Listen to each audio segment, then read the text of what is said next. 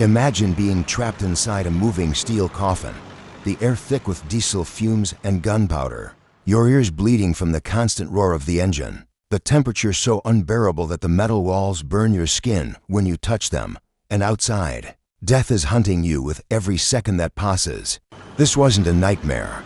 This was reality for thousands of young men who called the M4 Sherman tank their home during World War II. Today, we're diving into one of the most brutal experiences of the war that history books often gloss over. Welcome to Twilight Telling, where we uncover the dark truths behind history's greatest conflicts. The Iron Beast, the M4 Sherman, an icon of Allied armored warfare. Named after Civil War General William Tecumseh Sherman, this medium tank became the workhorse of the American military machine. With over 50,000 units produced across various variants, it holds the record as one of the most mass-produced armored vehicles of the war. But here's what they don't tell you in the history books. The Sherman wasn't the most advanced tank. It wasn't the strongest. When pitted against German armor like the Tiger or Panther tanks, it was outmatched in both armor thickness and firepower. So why did it become legendary? Numbers. Pure, overwhelming numbers. Combined with incredible production speed and superior logistics, the Sherman won through quantity, not quality. Its primary role was infantry support, crushing enemy positions and light fortifications. But when forced into tank versus tank combat, crews had to rely on teamwork and numerical superiority to overcome superior German armor. The design philosophy was simple: balance mobility, protection, and firepower while prioritizing operational reliability. Unfortunately, that protection often proved fatally inadequate. A steel prison. From the outside, the Sherman displayed its distinctive silhouette: a large rotating turret on top, a boxy hull, and wide, rugged tracks. The armor was made of welded or cast steel with varying thickness. Unfortunately, this thickness was often considered inadequate compared to equivalent German tanks, making it vulnerable to enemy fire, a fatal weakness we'll discuss later.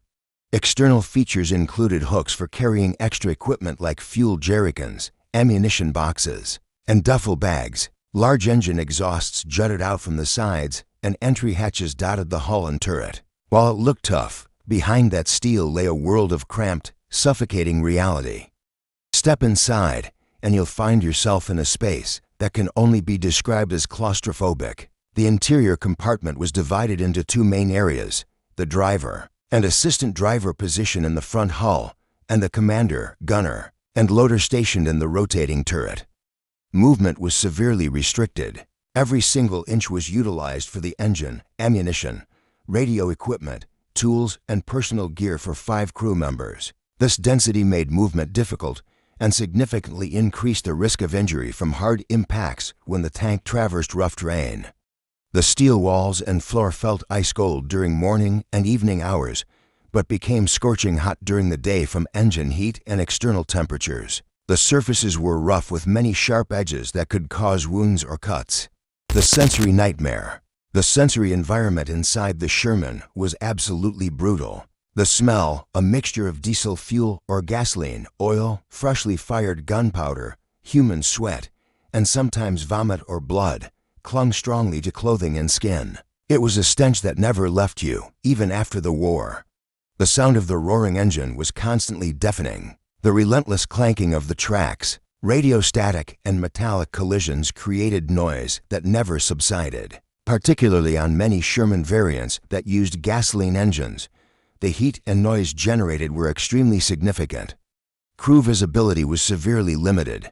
They could only see the outside world through periscopes and narrow viewing slits, drastically reducing their situational awareness on the battlefield. The commander often had to open his hatch to get a clearer view, making him highly exposed to enemy fire.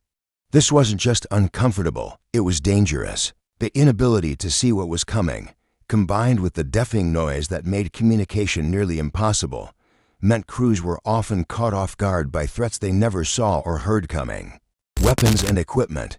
Despite not matching German heavy armor, the Sherman was equipped with adequate armament for its role. The main gun on early variants was typically a 75mm caliber weapon, highly effective for infantry support with high explosive ammunition and fairly good against lighter enemy tanks or German medium tanks at close range with armor-piercing rounds. As the war progressed, the main gun was upgraded to 76 mm, which had better armor penetration for engaging heavier German tanks. Some specialized variants were also equipped with 105 mm howitzers, specifically designed for artillery support with high explosive power.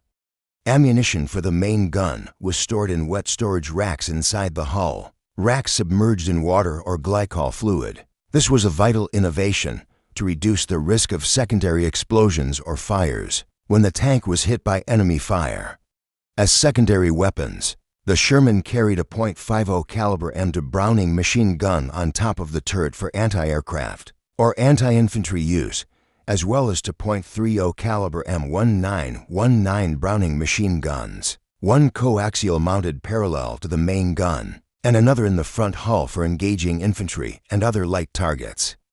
Other equally important equipment included a radio for communication with other units, an intercom for communication between crew members inside the noisy tank, optics like telescopes and periscopes, first aid kits, repair tools, and maps vital for navigation and survival.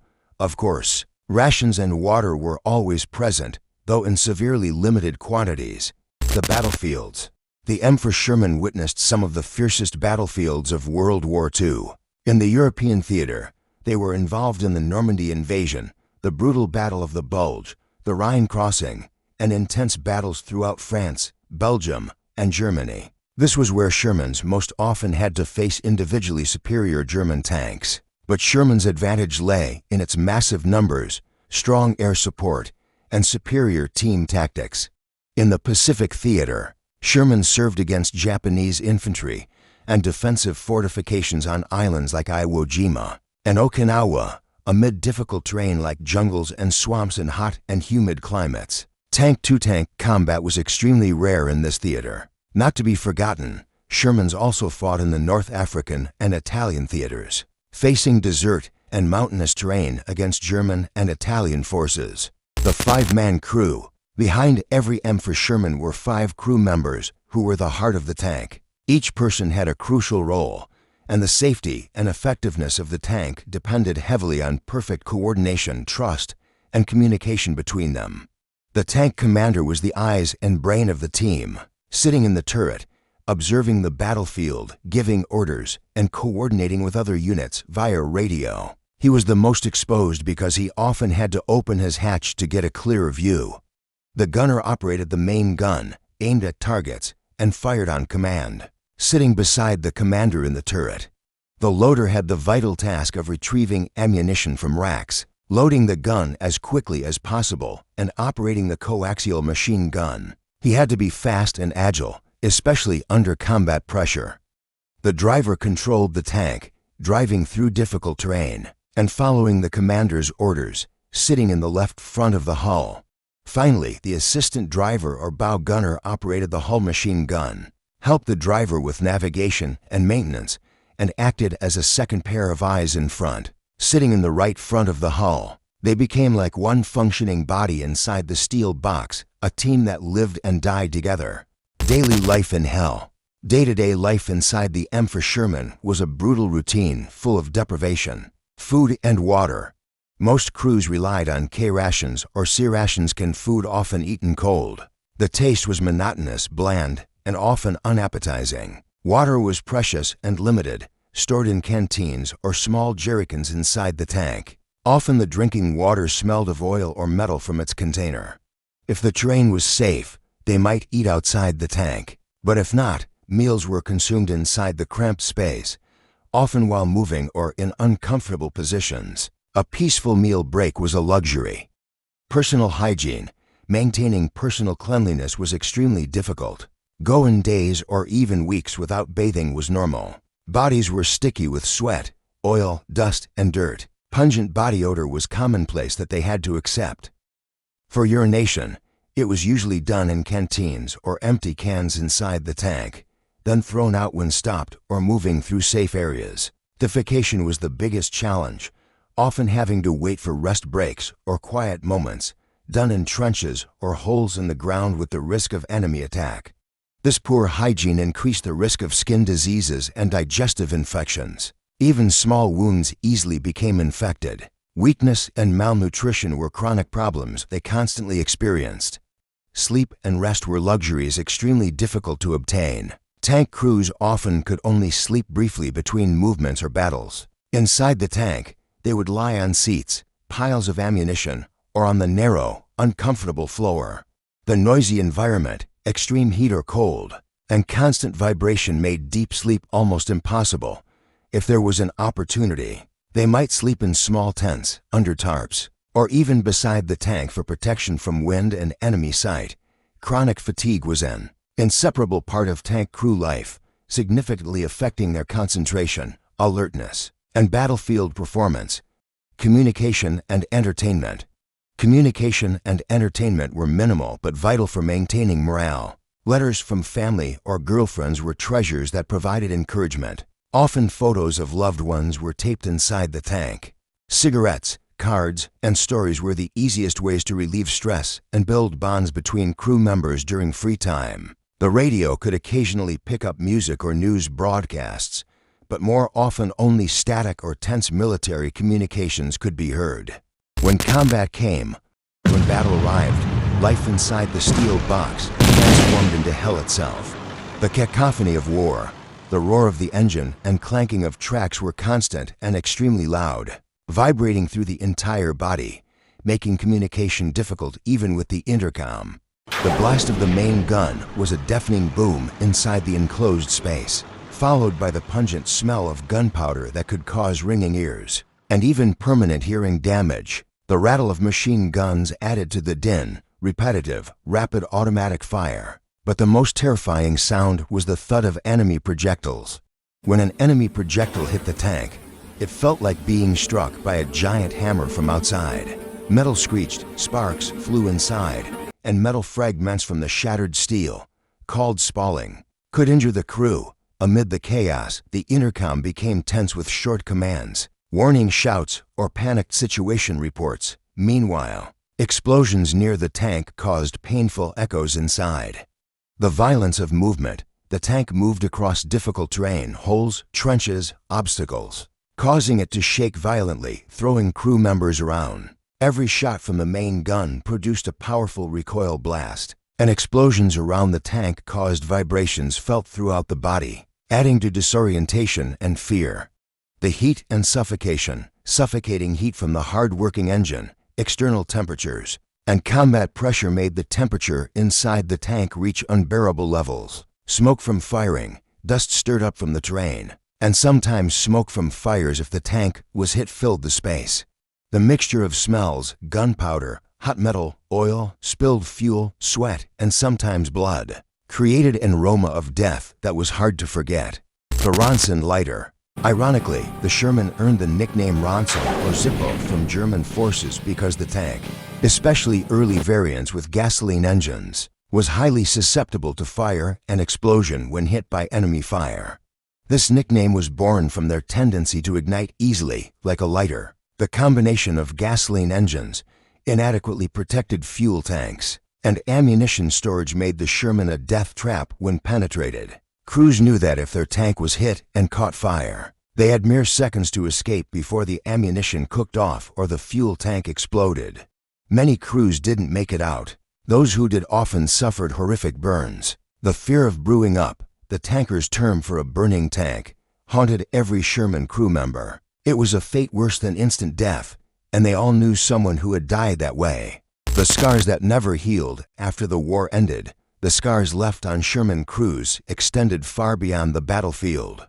Physical damage. Many experienced permanent or partial hearing loss due to the deafening sounds of engines and gunfire. Burns and other scars became bitter reminders of fire incidents or enemy attacks. Some lost limbs, others were left disfigured. These were the visible wounds. The invisible wounds, but the unseen psychological wounds often ran much deeper. Post-traumatic stress disorder, with persistent nightmares, combat flashbacks, acute anxiety, and hypervigilance, was common, haunting them for the rest of their lives. Many couldn't ride in cars without panicking at loud noises. The smell of gasoline or burnt meat could trigger violent flashbacks. Some couldn't maintain relationships or hold jobs. Their families often didn't understand what they'd been through, and in that era, there was little support for mental health. They had survived the steel coffin, but part of them never truly left it. In the end, life inside the M4 Sherman tank during World War II was a physical, mental, and emotional ordeal that exceeded most people's imagination. These young men, many barely out of their teens, endured conditions that would break most of us within days. They fought not just the enemy, but the very machine they depended on for survival. They lived in constant fear of the fire that could consume them in seconds. They bore witness to their friends dying in the most horrible ways imaginable, and they carried those memories for the rest of their lives. The next time you see an M4 Sherman in a museum or in a film, remember, it wasn't just a machine. It was a prison, a home, and a tomb all at once. And inside it were real people, with real fears, who made unimaginable sacrifices for a world they hope would be better. What do you think? Could you have survived life inside the Sherman? Let me know in the comments below. And if you found this story compelling, don't forget to like, share, and subscribe to Twilight Telling for more dark truths from history. Until next time, remember, the past was far more brutal than we're usually told.